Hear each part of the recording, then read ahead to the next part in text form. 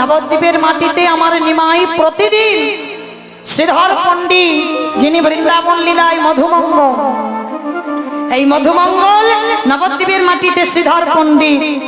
আর এই শ্রীধর পণ্ডিত প্রতিদিন কি বিক্রি করতো জানো? থোর, কচু, কলা, মোচা, এগুলো বিক্রি করতো। আর নিমাই প্রতিদিন শ্রীধরের কাছ থেকে বাজার করে খেত। ভালো করে শোনো, তা যেই না বাজার করে নিয়ে চলে যায়, একদিনও পয়সা দেয় না নিমাই।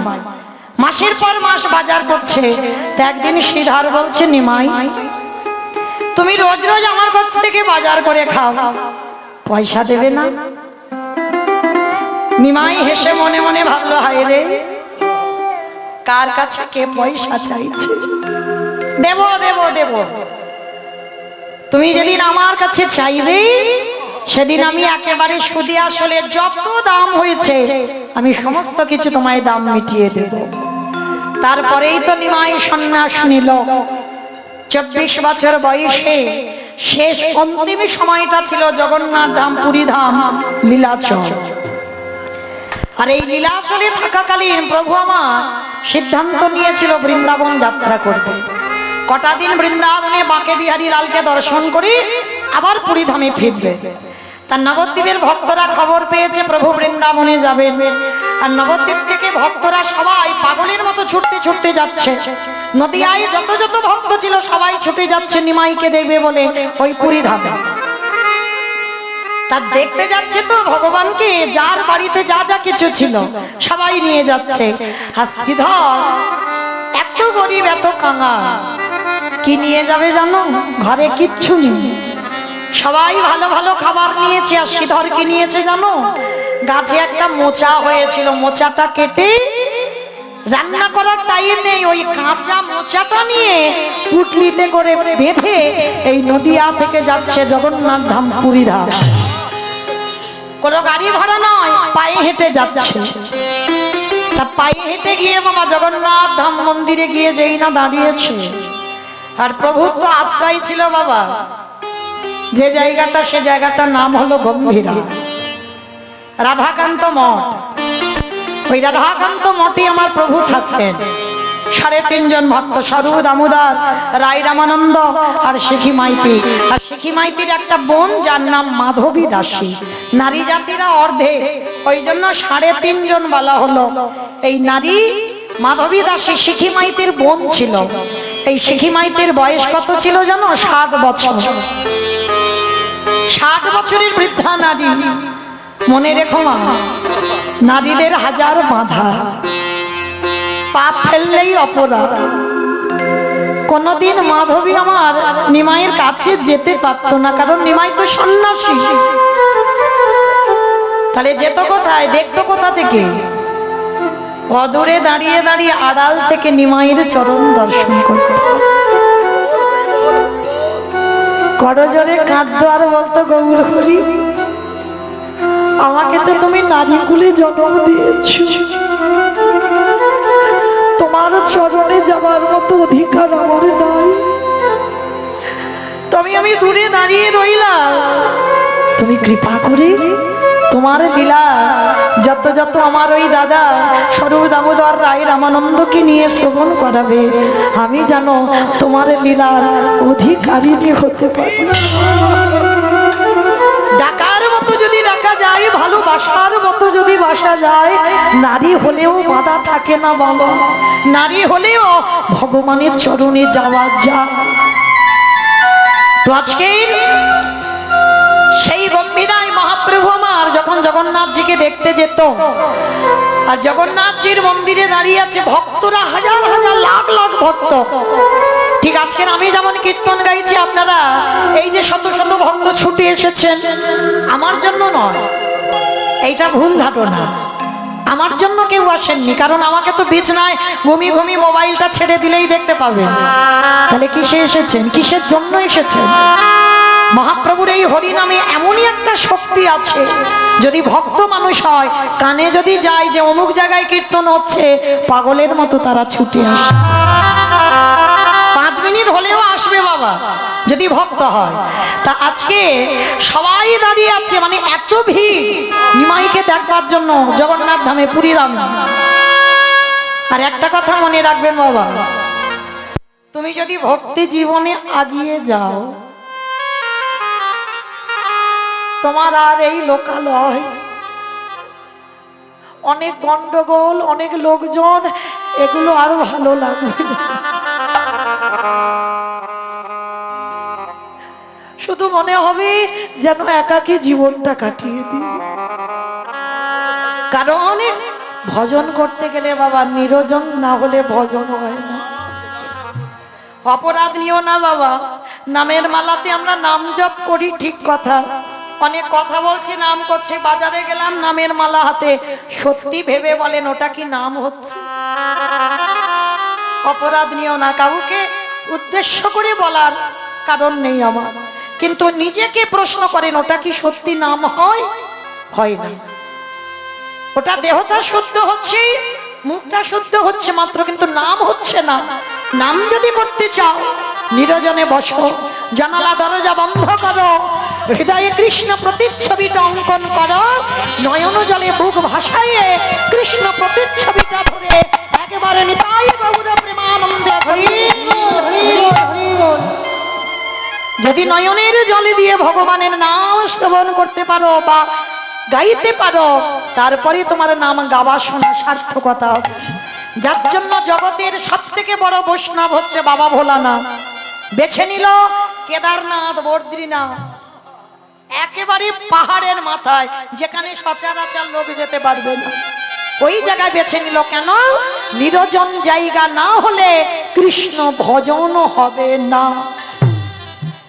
যার জন্য শ্রীধর দেখছে হাজার হাজার ভক্ত বাবা ঠেলাঠেলি করছে নিমাইকে দেখবে, আর শ্রীধর সবার পিছনে বসে আছে। কোনো ঠেলাঠেলি নয়, কোনো গন্ডগোল নয়, নিরজনে বসে শুধু নয়ন যুগলে বুকটা ভেসে যাচ্ছে। কি বাবা, সামনেই এলেই কি ভগবানের দর্শন হয়ে যায়?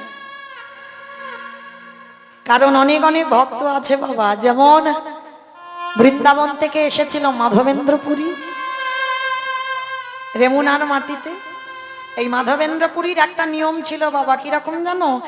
একটা গাছের তলায় একটা রাত কাটাবে, দুটো রাত কাটাবে না। এদের তো ঘর ছিল না, ঘর বানাই না। ভালো করে ভাবেন, কে বলেছে জগতে হয় না? তুমি নিজেটাকে যদি ঠিক তৈরি করতে পারো তুমিও পারবে।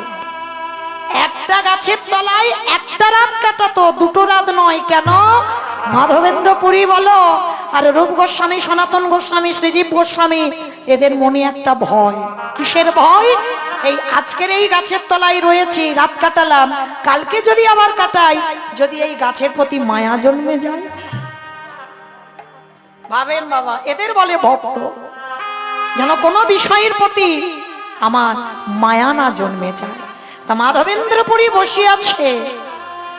কোনদিন ওই এমন একজনই ভক্ত ছিল বাবা, কোনদিন কারোর কাছে খিদেতে যদি মরেও যায় হাত পেতে চায় না।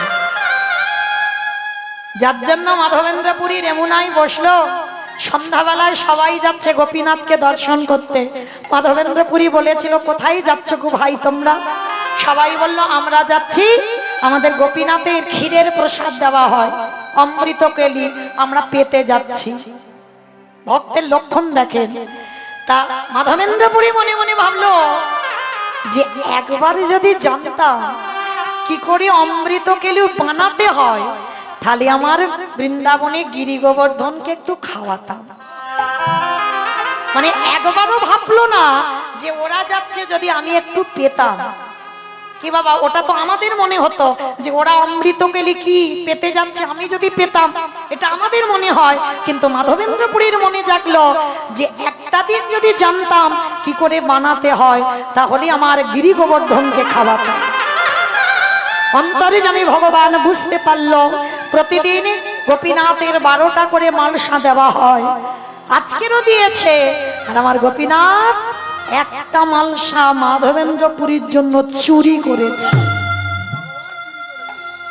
চাদরের নিচে রেখে দিয়েছে, শয়ন দিয়ে পূজারি ঘুমিয়েছে। গোপীনাথ দৈববাণী করল, পূজারি আজ আমায় কটা মাল সাজিয়েছ? বলে কেন প্রভু? 12টা। বলি না, 12টা মালসা নিবেদন করেছ, বিতরণ করেছ কটা? বলে 12টা। বলে না, হিসাব করে দেখো 11টা মালসা বিতরণ করেছ, আর একটা মালসা আমি চুরি করে আমার পায়ের নিচে চাদরের মধ্যে লুকিয়ে রেখে। প্রভু তুমি তুমি ক্ষীর চুরি করেছ কেন? তোমরা তো জানো না, গাছতলায় আমার এক ভক্ত বসে বসে কাঁদছে, খিদে পেয়েছে। আমি যদি তার খাবারের ব্যবস্থা না করি, তার কে ব্যবস্থা করবে? সকাল হলে যাও তাকে খাইয়ে এসো। পূজারি আরে দেরি করলো না, ওই রাত থাকতে থাকতে মন্দিরে গিয়ে যেই না চরণ দিয়ে চাদরটা তুলেছে, দেখে না এক ভার ক্ষীর বসানো আছে। ওই ক্ষীরের ভাতটা মাথায় করে তুলে নিয়ে চিৎকার করছে, কোথায় আছো মাধবেন্দ্রপুরী? তোমার লাগি গোপীনাথ ক্ষীর কইল ছুরি। নিতাই গৌর হরি বল। সেই মাধবেন্দ্রপুরী ক্ষীর প্রসাদ পেল। তাহলে এদের বলি ভক্ত বাবা। আজকের শ্রীধর সবার পিছনে দাঁড়িয়ে আছে, কোনো গন্ডগোল নয়, কোনো কথাবার্তা নয়। আমার মহাপ্রভু নিতাই চাঁদকে ডাকছে, দাদা যাও, পিছনে আমার শ্রীধর এসে গেছে। ভালো করে ভাবেন বাবা, সামনে যারা দাঁড়িয়ে আছে তাদেরকে বলছে না, আর যে শ্রীধরকে দেখা যাচ্ছে না, ভগবান বলছে নিতাই চাঁদকে, আমার শ্রীধরকে আমার কাছে আনো। আমার দাদা নিতাই চাঁদ ওই শ্রীধরের কাছে গিয়ে বলল, শ্রীধর আমার ভাই তোমারে ডেকে পাঠিয়েছে। সে কি নিমাই আমাকে ডেকে পাঠিয়েছে? বলে হ্যাঁ চলো। এইবার শ্রীধর এসে আমার নিমাইয়ের চরণে আছা রেখে পড়ল, নিমাই রে তোকে দেবার জন্য সবাই কত বস্তু এনেছে, কিন্তু তোকে দেবার মতো আমার ঘরে কিছু না। ভগবান তো জানে ও কি এনেছে। ভগবান বলছে, কই পুটলিটা দেখি একবার। কি লুকাচ্ছ? জোর করে ভগবান পুটলিটা কেড়ে নিয়েছে। আরে যেই না পুটলিটা খুলে দিল, দেখে কিনা ওই পুটলির মধ্যে লুকানো আছে একটা কাঁচা মোচা।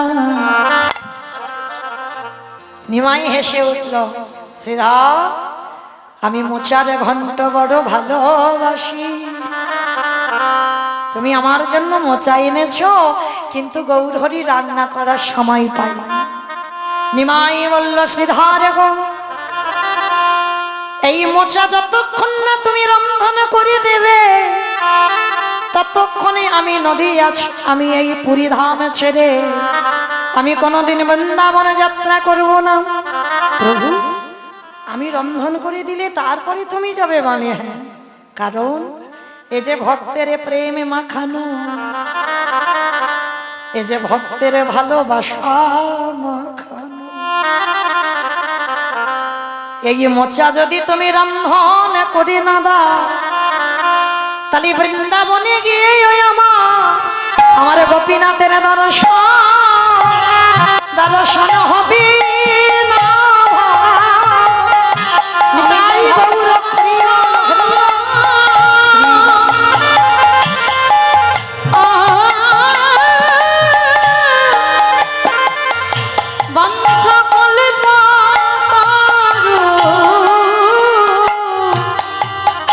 তাই তো ভক্ত মন বড় ভালো।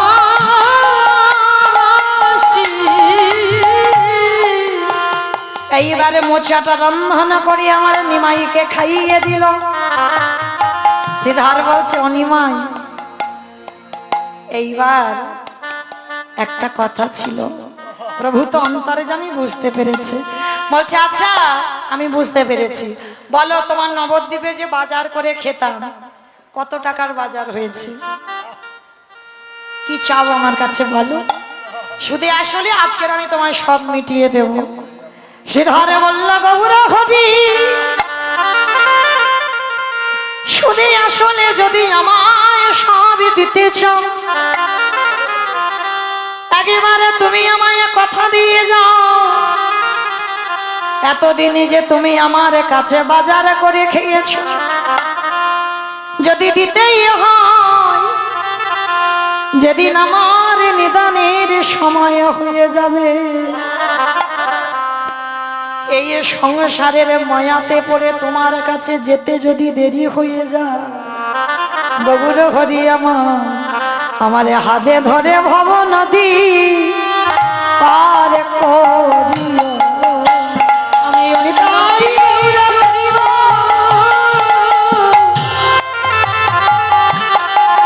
আমি অন্য কিছু চাই না দয়া, আমার হাতে ধরে পার করে। মায়েরা তাহলে টাকা পয়সার বদলে কি চাইলো? যদি সংসারের চাপে পড়ে তোমার ঘাটে যেতে ভুলে যায়, তুমি আমার হাতে ধরে পারে করে দিও। আমি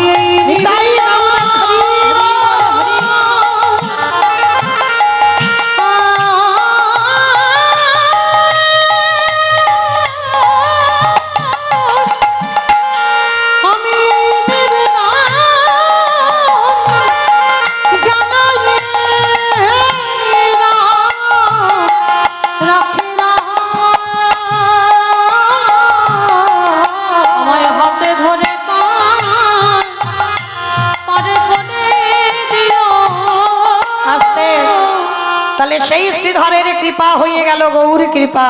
আর সেই পুরী ধামে আমার স্বরূপ দামোদর রায় রামানন্দ আর শিখি মাইতিকে নিয়ে প্রভু আমার হানাদ হানাদ বলে কাঁদছে।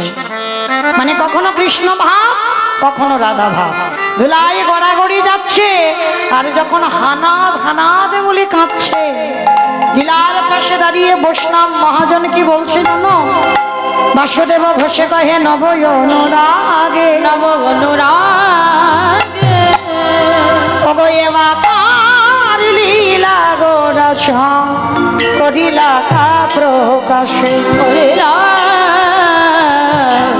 প্রকাশে। বাসুদেব কহে এইবারে লীলা প্রকাশ হল। বাসুদেব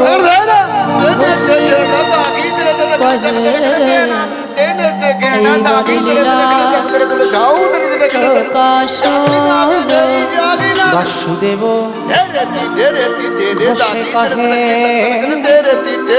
এইবারে লীলা প্রকাশ হল।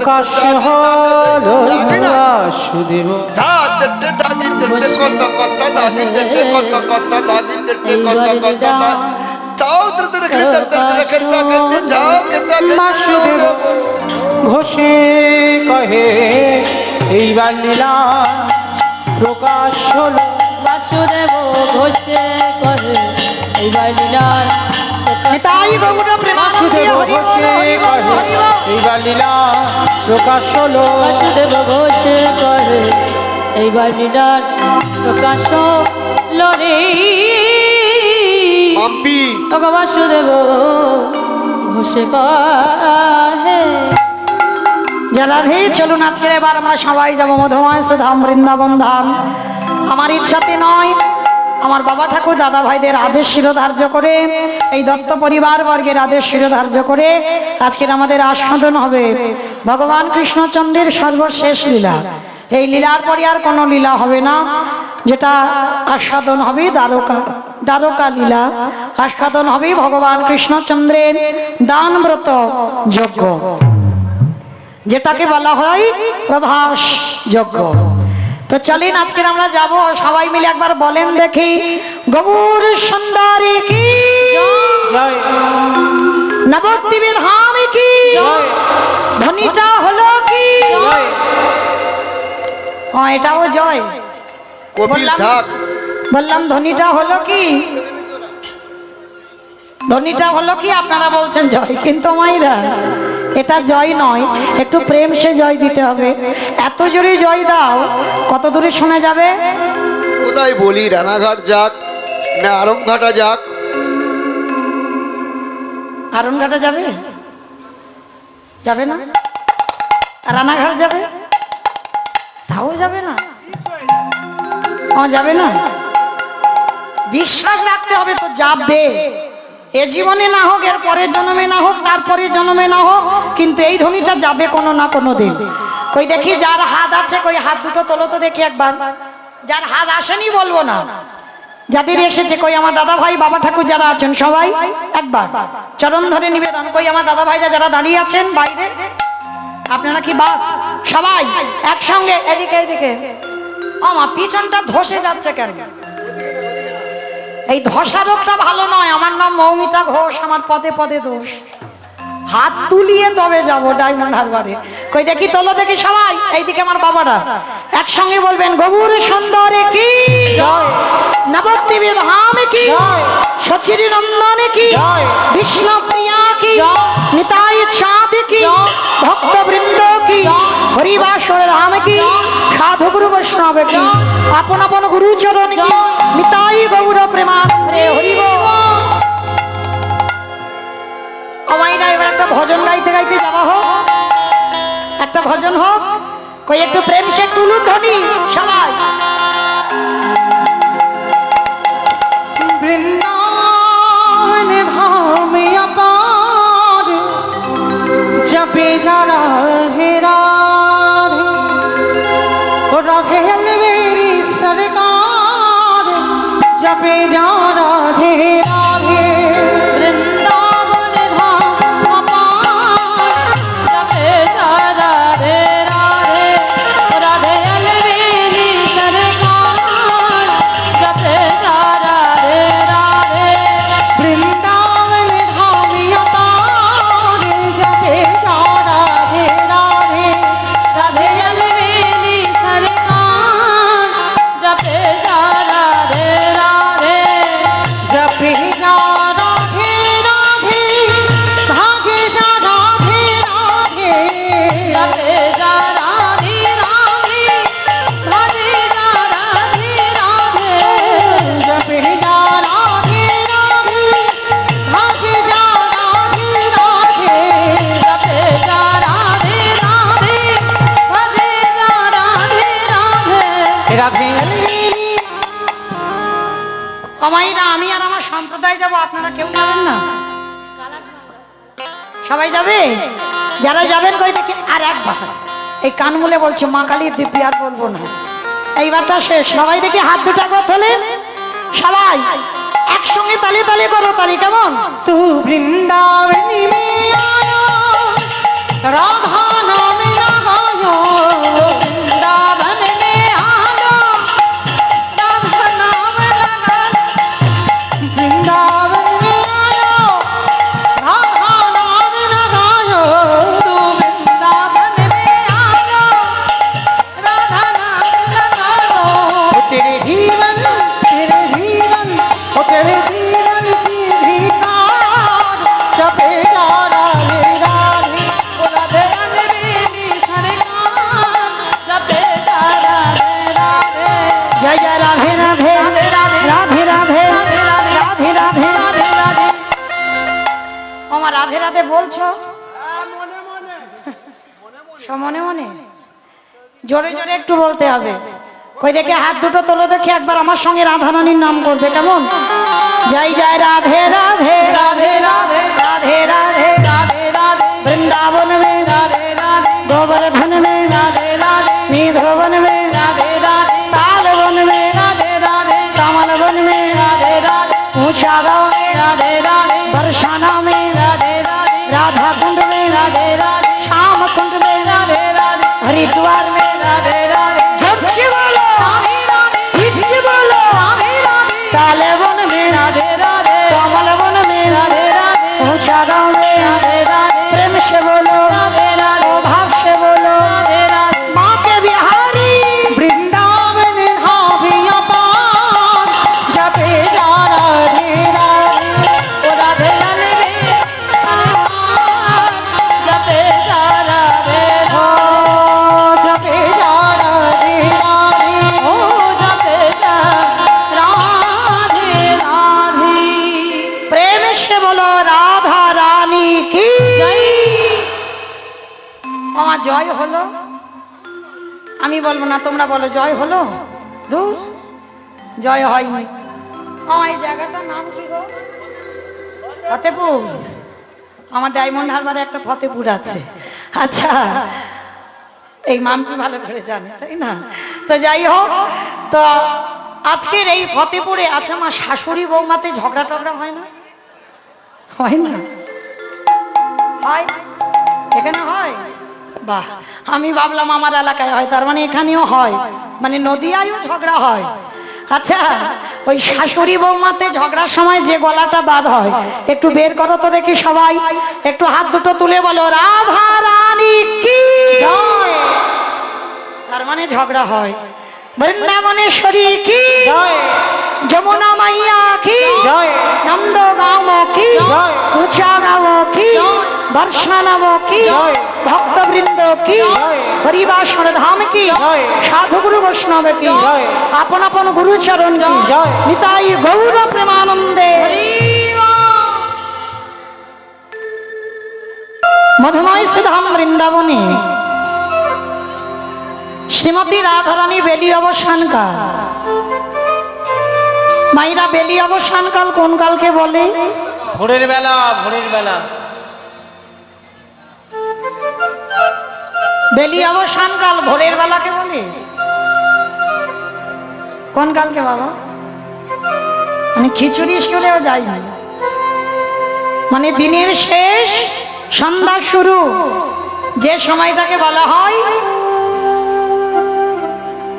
বেলি অবসানকাল আর এই বেলি অবসান কালে শ্রীমতী রাধারানী গেলেন যমুনার তীরে ভালো করে আস্বাদন করবেন বাবা আর এই যমুনার তীরে গিয়ে মৃত্তিকার পরে মানে মাটির উপরে একটা ছবি আঁকছে বাবা এখানে যারা মাস্টার ধরে ছবি আঁকা শিখেছেন বা যারা গুরু ধরে ছবি আঁকা শিখেছেন ছবি আঁকতে গেলে কি করতে হয় অনেকে বদন দিয়ে আঁকা শুরু করে কোনো মানুষের ছবি আঁকতে গেলে নয় কোনো বদন দিয়ে আঁকা শুরু হবে নয় বাবার চরণ দিয়ে আঁকা শুরু হবে হ্যাঁ সেটা নিয়ম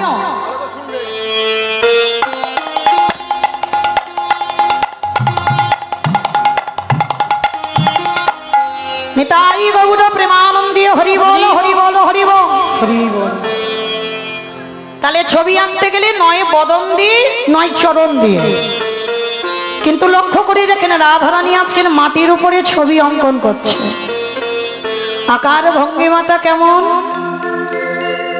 যখনই আঁকছে সময়টা কেমন জানো আজ কৃষ্ণ কৃষ্ণ বলি দুটি বাবু তুলি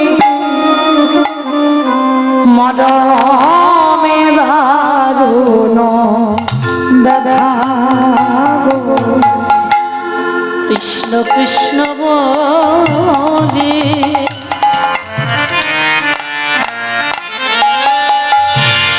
দুটি বাহু তুলে মরমে দারুণ ব্যথা কৃষ্ণ কৃষ্ণ বলুন আমাইরা রাধারানী মাটির উপরে ছবি আঁকছে কিন্তু মাটির উপরে যখন ছবি আঁকতে যাবে আগে তো বাবা মাটিটাকে নরম করতে হবে আর মাটিটা যদি নরম না করো তাহলে ছবিটা আঁকবে কি করে তাহলে মাটিটা নরম করেছে কি করে জানো নয়ন জলে দিয়ে মাটিটাকে নরম করেছে কৃষ্ণ কৃষ্ণ বলুন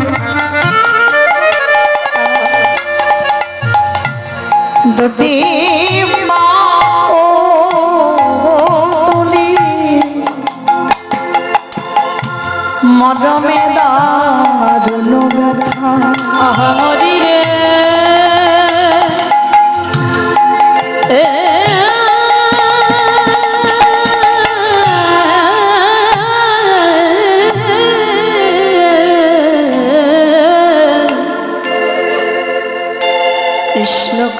বলি কৃষ্ণ বলি দুটি মাখো তুমি মদমে দারুণ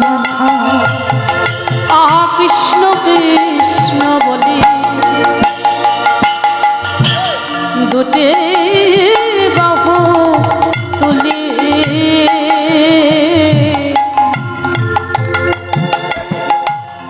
মদমে দারুণ ব্যথা বলি মৃত্তিকার পরে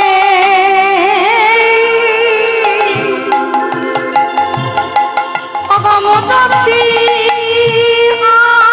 আকিয়া ওই মৃত্তিকার উপরে রাধারানী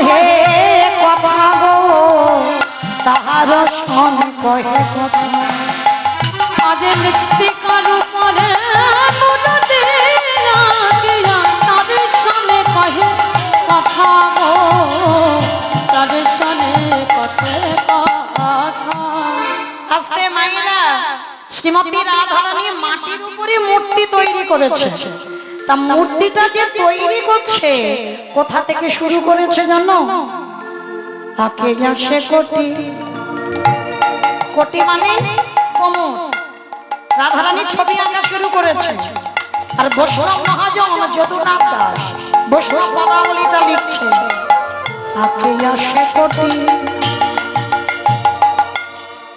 পরাবলো ধটি কত না যত্ন করি আকে আসে কোটি পরাল ধটি কত না যত্নে করি ওগো নাভি সারবা আকিল তার পা ওগো নাভি সারবা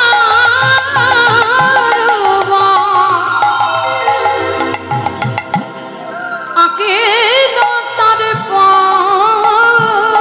বলি কত না যত্ন করি গো কত না যত্ন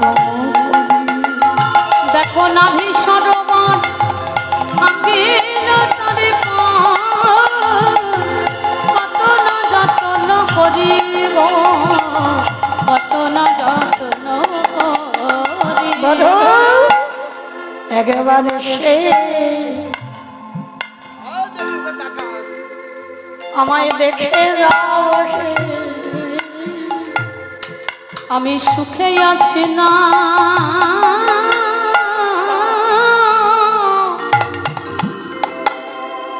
বধূ দুঃখে আছে